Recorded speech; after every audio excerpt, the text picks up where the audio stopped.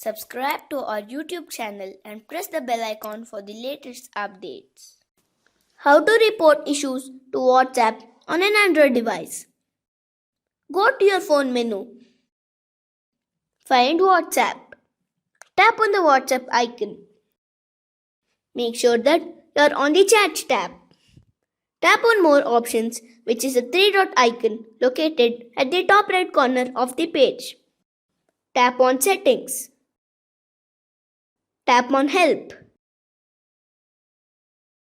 Tap on Contact Us. Enter the issue you are facing while using WhatsApp.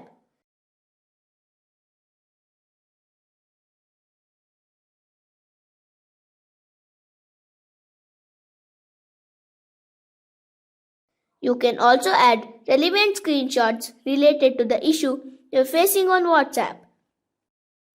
Tap Next.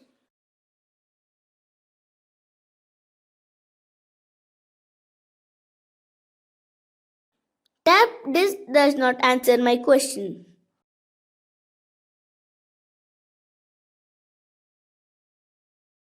You will be redirected to your default email app and a message is automatically composed on your behalf. Tap Send.